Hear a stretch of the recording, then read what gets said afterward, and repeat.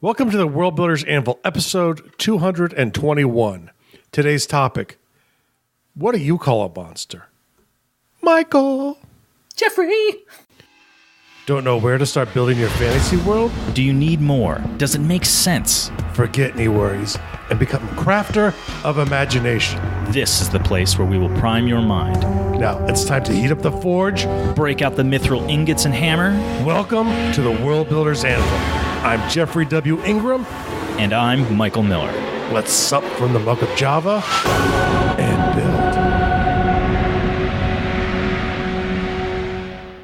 Welcome back. As always, we're the Sweetness Twins from Diet Dr. Pepper. Hiding in the dark, I am Michael Miller. Creeping in your closet, I am here with... Jeffrey! It's the sweet one! I love those commercials. Me too. They're one of my favorites. They're so silly. I must be the avatar because they work very well on me. Yeah, it's right up my alley as well.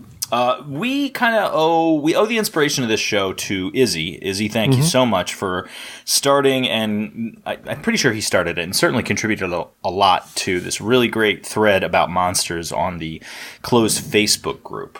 And we basically took his big thread post and chopped it up and, have made it our own and come up with show notes for it.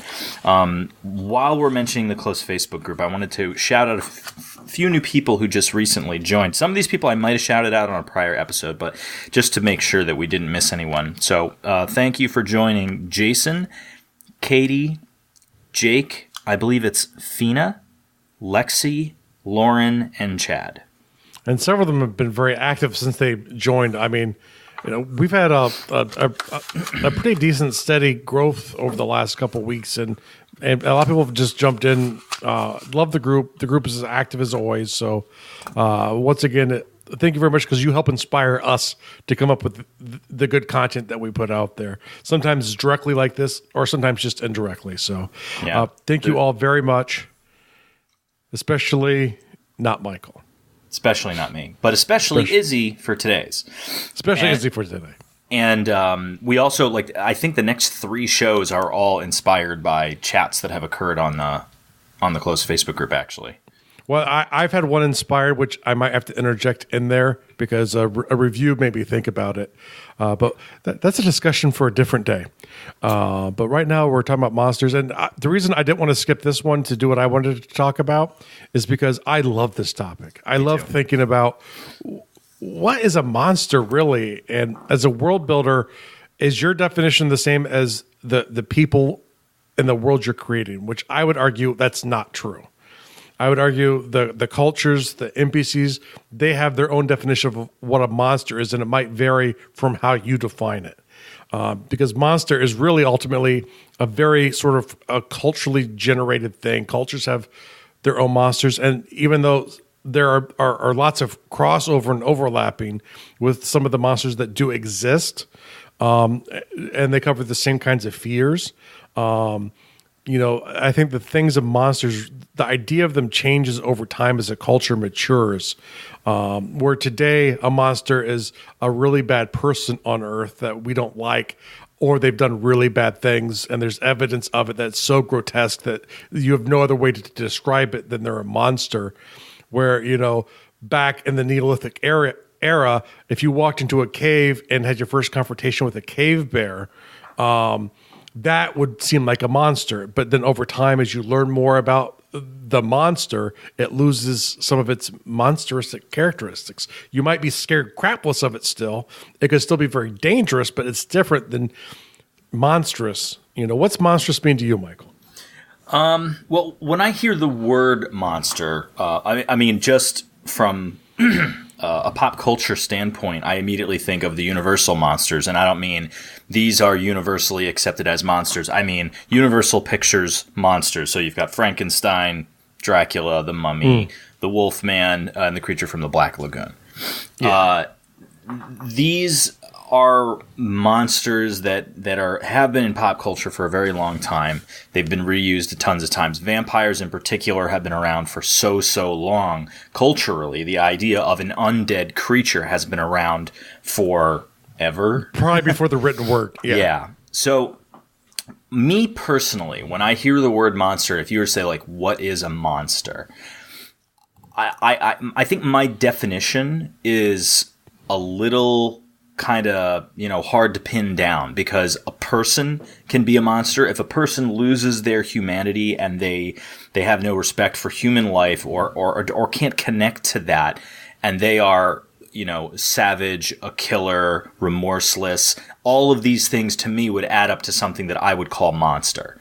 Mm. But I also love the idea of a monster that was natural. So, i.e. your cave bear. Like, there could be, let's say, a cave bear terrorizing a village that has eaten half the children in the neighboring lands. You could say that is a monster, i.e. That's a great argument for calling it a monster. Well, right. i.e. Jaws. You would definitely call Jaws a monster, and is a classic monster movie, even though Jaws is just a fish. Mm-hmm. I'm a big fan of supernatural monsters or alien monsters or stuff like that as well. So there's something that you have to define when you're making a monster, and when it comes to, like, is it real? Is it real like it's a natural thing? And in my opinion, you have to make a distinction here. By real, is it an animal or is it a monster? And for me, the distinction there, I would probably want to go with whether or not it's natural versus supernatural. Yeah. And I think, classically in my world building, that is sort of the approach I take, where it's either a creature. And by creature, do you mean naturalistic creature, natural? Natural, exactly. Okay. Part of your beastery of a world versus a monster. And they could be just as damaging. They could be maybe even less damaging. But monsters, like, for me, as an aggregate overworld thing, as like I'm saying this is a monster, is strictly due to its unnatural, as I prefer to call it, because maybe it's not exactly supernatural, but it's something that can't be naturally explained. Okay. Wait. Let's be clear in that statement. Can't be naturally explained by people that live in the world, or by you, the world builder. If I have creatures like that, it's because I don't necessarily want to explain them. And I maybe don't even explain it to myself because I don't see a point to going there. Let's say, for an example, right? I have this being who is not corporal, and it's like he seems to almost manifest, and then it fades away. Are you going with corporeal? Corporal. He's punishing you. Corporeal, yes. Corporeal. He's not physical. Is not physical, but okay. At certain, and I'm using gender incorrectly because you wouldn't know a gender. It would be sort of like your wisp, right? Okay. So think of a will-o-wisp. Okay. And so, typically we'd associate supernatural reasons for like a will-o-wisp existing, and it comes just corporal enough to punish you and hurt you when it becomes corporeal. And but the thing is, what if that wasn't true? It's like this being in an alternate universe that is sitting on the edge between the two worlds, trapped, can't break through to either side. But when he tries, if there's a being in the way and it touches them, it would maybe kill them. It would maybe like just rip the life force out of them. Simply from a science standpoint, you could explain. You could explain it like one form of antimatter touching matter, like some weirdness like that. But that's actually going on. But from a visual standpoint of a creature within that, it's a freaking realm, ghost ripping out someone's heart. Yeah, exactly. So that's why I kind of prefer the term unnatural. And sometimes I even do have word explanations in my brain for things that I never really even share out, and I might even forget over time because they weren't important enough to the story of the world to make it real. And I don't like to limit myself that way, because later on I might want to take that and go, okay, that was actually a supernatural creature I had over here, but now I'm going to bring hundreds of them and I'm going to have them phase in and start killing people. Because they're actually been trying to invade the universe. And they finally figured out how to break through. And so I might want to shift them later on. So But I do have fun moments of thought throughout my day, usually involving killing important characters. That makes me think of motivation as a definition of monster, because you could have a thing that is not a monster; it is just an animal, or you could have. Let me talk about the animal first, then I'll go to what I was actually about to go to. You could have an animal like, and again, Jaws is a fantastic example. It's just a shark. It's just a fish. All it's doing is surviving. It's just swimming around and eating to survive. That's all. That's all it's doing. It's not terrorizing, the island of Amity. It is not, focusing and targeting the beaches where people are trying to do their summer vacation. No, it's just swimming around, and it happens to find a food supply. So, from a motivation standpoint, it's just an animal. From perception, it is a monster. And for me, that's the lens that is important. It's not the motivation even, it's the perception. But getting back to the second thing I was going to say, like what I was just talking about, like a person who is remorseless, and they're actually being a terror and actually killing and going out and doing horrible things with some sort of intention, then that you can say, well, that's a monster. That is a monster. Yeah, but I mean, ultimately, like if Hitler had repented and given up at the end of World War II, I would still consider him a monster. So there are certain lines you can cross that I don't think you can come back from. No, that's a discussion for a different episode. Like that's a morality discussion. I'm talking about the intention of a character, whether it be natural, supernatural, or humanoid. The intention can also lend to defining them as a monster. So, if you have like a creature out in the wild, there are things on this planet that are absolutely terrifying with what they can do and what they do. Like we talked about, like the ants that explode. There are ants. They have suicide bomber ants. What'd say again? The suicide bomber ants. Yeah, the suicide bomber ants. There's also ants like I think it's actually just the fire ants, where what they bite and it said like the bite is like so incredibly painful. The bite is not actually that painful. It's an itty bitty ant bite. That's not a big thing. What is painful is that venom. They inject a venom that liquefies your flesh. That's agonizing. So it's not the bite; it's that stuff that they're injecting into your skin that is literally liquefying you.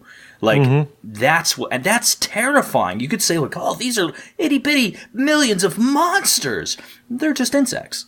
But if for the purposes of a world build, like you can do that. You can create something that is horrifically terrifying and still naturalistic. The way I kind of define it in Gardoul today, or in any kind of world building I'm doing, is I define monsters by the perception of those interacting with it.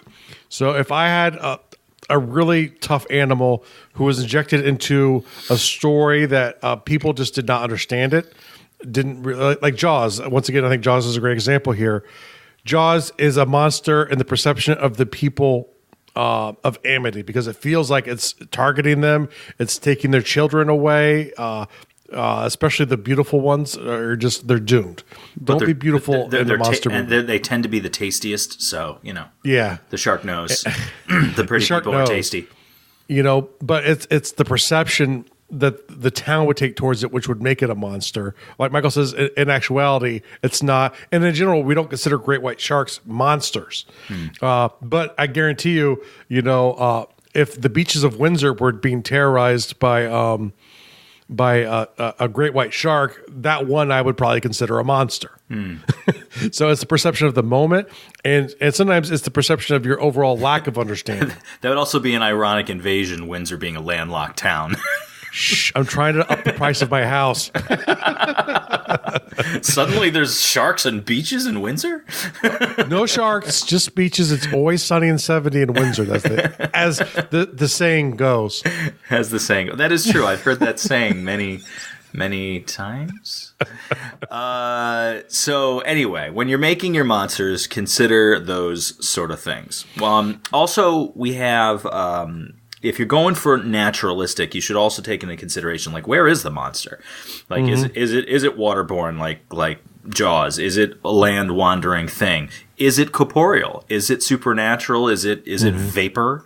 You know, how? Yes, you kind of need to know the description of it, and then the nice thing if it's unnatural is you can ignore things. You know, you can say, well, it doesn't eat, except your children. Well, it devours them, but it's not actually digest. It's not a nutritional thing. It just does it because it's torturing you. It's punishing you. You know, like a boogeyman does what it does, not to feed, unless it's our boogeyman, of course. Right. It does it as a morality judgment. My next boogeyman is not going to eat your children. He's going to drink them. Smoothie. Bobby Smoothie.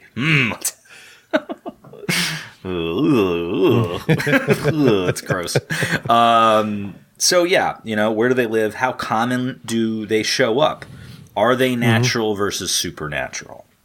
When you start getting into supernatural monsters, there's a whole bevy of things at your disposal. If you're creating a natural monster, a natural existing creature within your world, then you can apply your logic, you know, where it lives, its environment, what it eats, how commonly it shows up, if it breeds, all that stuff. But if you're going to go with a supernatural monster, then you've got all kinds of fun things that you can do with that. A supernatural monster. And if you're going to make it for a story, you can do a lot of this stuff with a natural monster too. But for the purposes of a supernatural just being in your world, not necessarily that you've created a story for it yet, but just that it's existent in your world. It could be that it exists and you can use like a monster as a metaphor, like metaphor for something, whether it be, you know, rules in a society or, you know, things like the boogeyman that we created. He is a direct reflection of their faith as a people. They believe in a particular God that is very much about hospitality, and the angering of this boogeyman is directly goes in line with something that would anger their God. So, and I would definitely call him a monster. And he is absolutely a monster. But he's also a great metaphor for how to live within the constructs of that society. Most monsters are typically created for that, right? It's trying to manifest a physical reason to do the rules you're told. The reason you follow the teachings and you do the proper things is to, sometimes it's for fear of gods, other times it's for fear of monsters who can come out. The Kraken could come to destroy your town if you annoy Poseidon. Which is awesome in claymation. Yeah, go watch that. I think that's going to be a real world task of the day. Go watch. That's true. Go watch the original Clash of the Titans. There's a lot of good monsters in that. Right. It's another example would be like a monster that is tied to an event in your world. Like if you want to think about Godzilla, Godzilla's existence is a direct result of Hiroshima being bombed. Like there's so much radiation in the ocean from the dropping of that bomb that it created Godzilla or woke him up, and then he subsequently terrorized Japan and the whole, South Pacific, and eventually made it to the United States. But the point is that that's where the creation of that character comes from. He is a remnant of World War II. If you take a look at the movie The Babadook, which is absolutely fantastic, the first time I watched that movie, I think I was thinking it was more of a creature feature. And I watched it, and it was great, and it's scary, and it's atmospheric like you wouldn't believe. But at the end, I was looking for a little more explanation than I got. And I was a little disappointed by it. And the reason for it is my own fault. I wasn't reading into the movie enough, because I read something more about the movie and discovered that the nature of the monster in that movie is a direct manifestation of the grief of the main characters. So it's not a monster in the literal sense. It shows up as a monster in the literal sense, but it is a monster in the sense that it is attached to a horrific event in the lives of these people, and subsequently it manifests in this terrifying real state for them. So that, getting back to, creating supernatural, that's another way you can do it. You can tie it to something like Godzilla or the Babadook. And I want to tack on to that, and I kind of touched this earlier too, through the use of magic or science, you can mimic supernatural.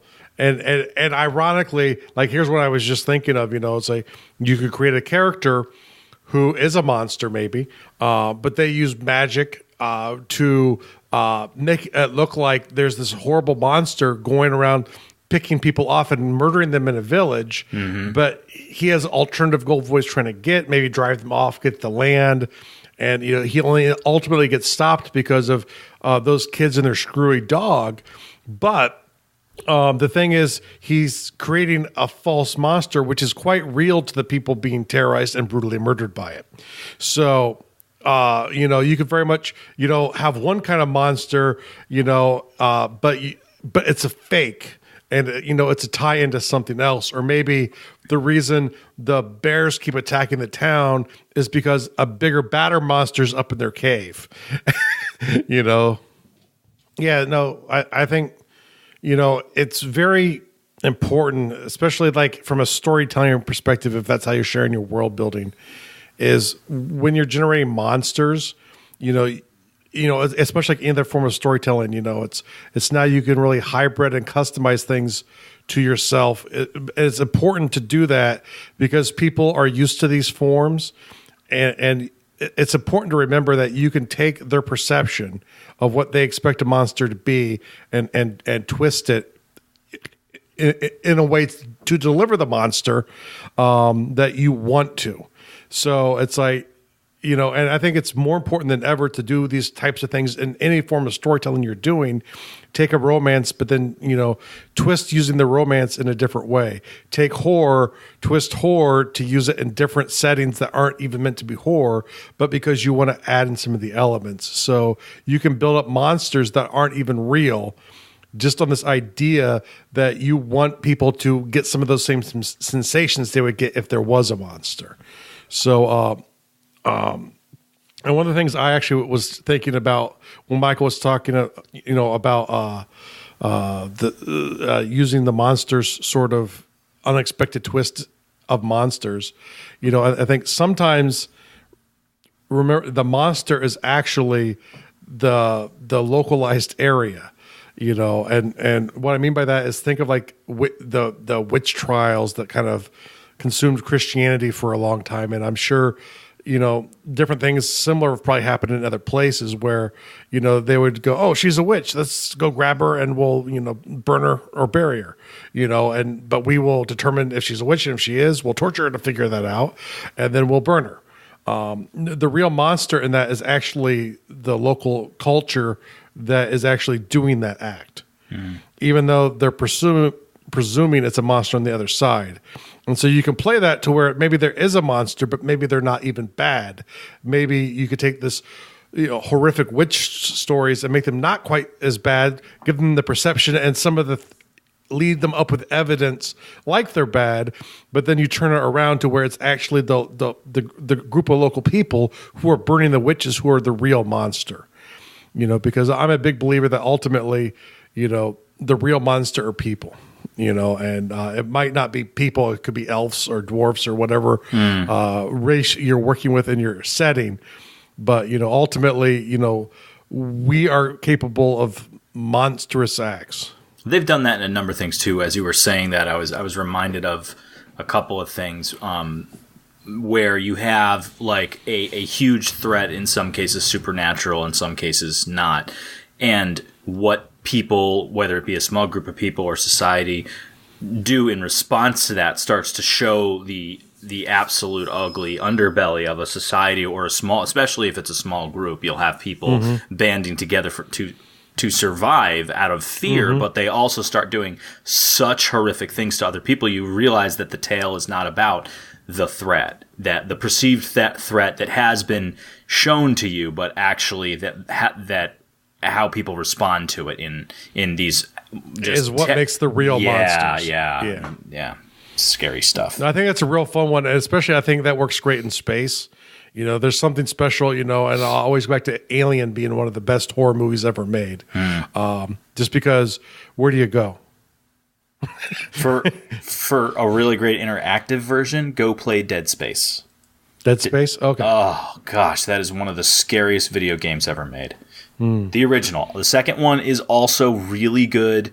The third one, it gets a little away, but the first one is just unreal. It's just amazing. And I think one of the great things to keep in mind, too, because ultimately monsters are a perception of the people with the thing or the environmental thing that's going on. Whatever's happening, it's the perception. So the ultimate question you have to know when you introduce a monster, do you even want it to be real? Because I think one of the great things that we can play with, which I haven't really seen, but I'm sure it's been done probably a million times, is, it's... I just realized Lost did this, right? Where there's like this big bad or actually, and Fallout did this too. So there's tons of places that already happened where, because of a perceived problem, people keep doing monstrous things to try and prevent a worse calamity from happening, and ultimately, it's not true. Yeah, the whole premise of the reason why they were doing it was false. And yes, do some research. I think it was in Fallout 3 on vaults and I think lotteries or crazy experiments of vaults in Fallout. And you can get more information on a pretty good example that was slipped into Fallout 3 that you could have completely missed if you played the game for 100 hours. The other thing, just like whenever we talk about creating characters, whether it's a hero or a villain, for a monster, whether it be a singular monster or a group of, I think you need to think of your own, as a world builder, your own motivation for building this monster. Like, do you just want to make some chaos and calamity and thus you want a monster? Or...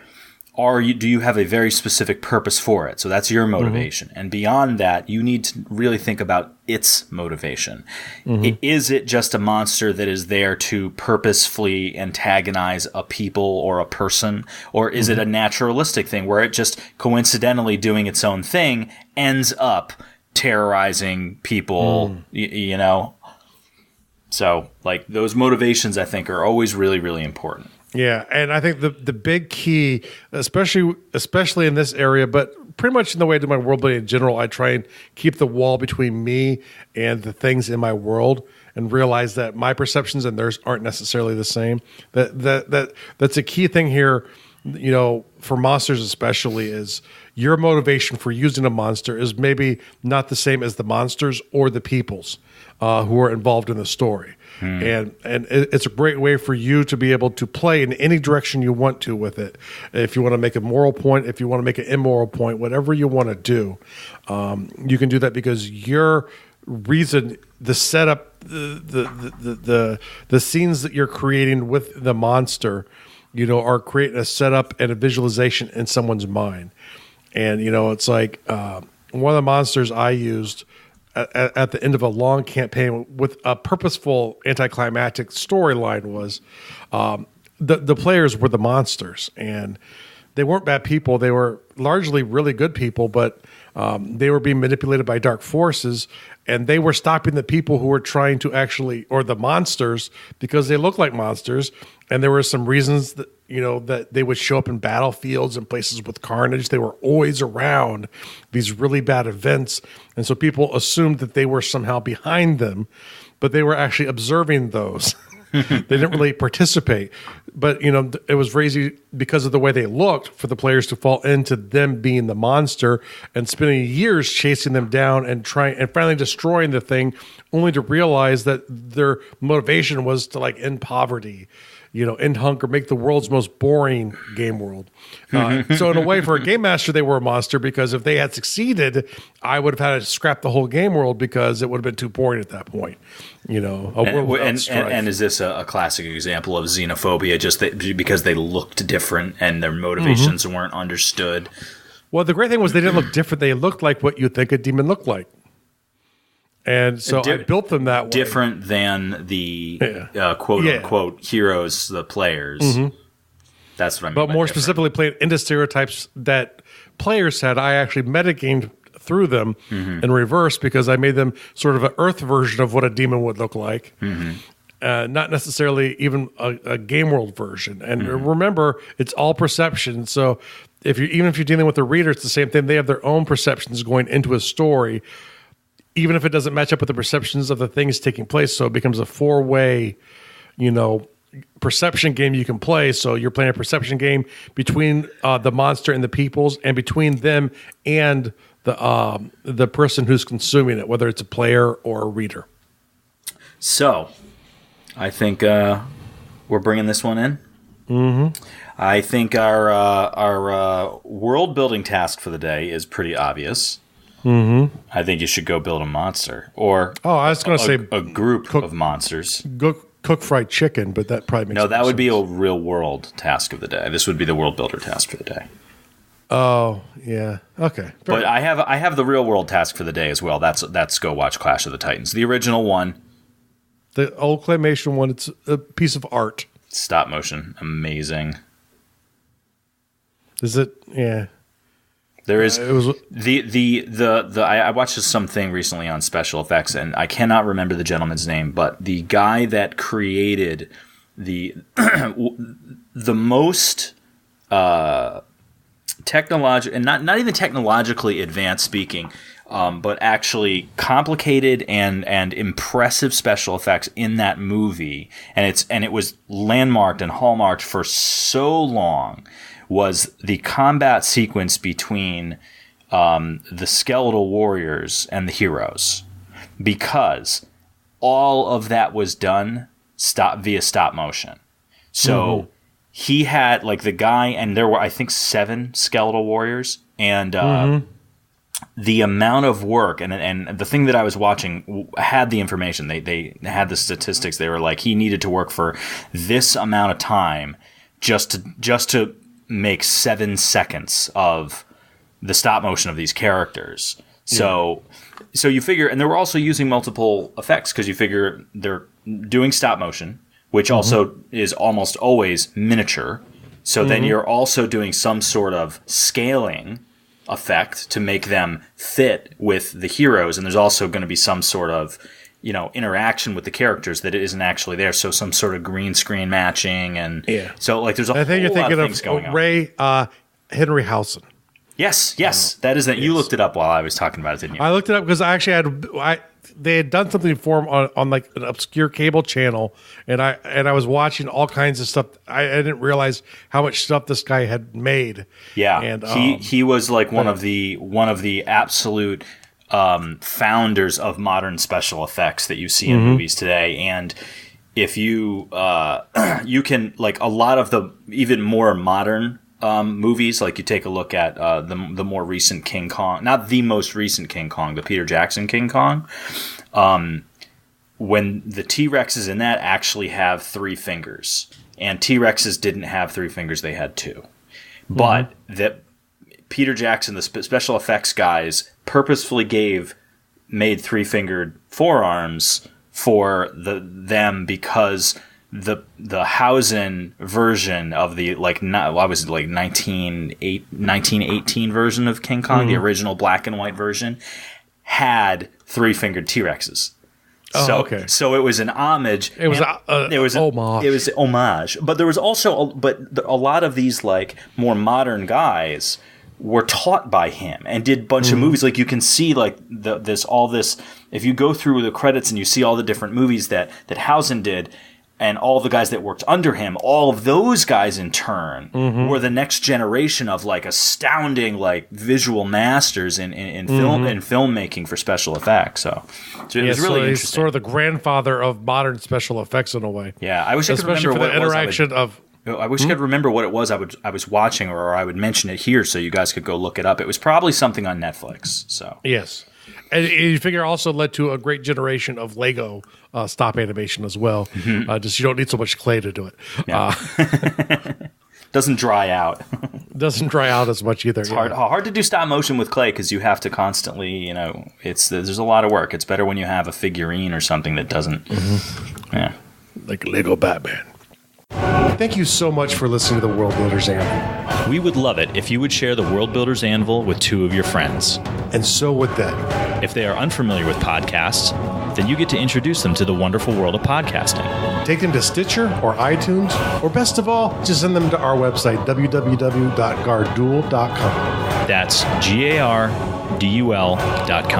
Now strike while the mithril's hot.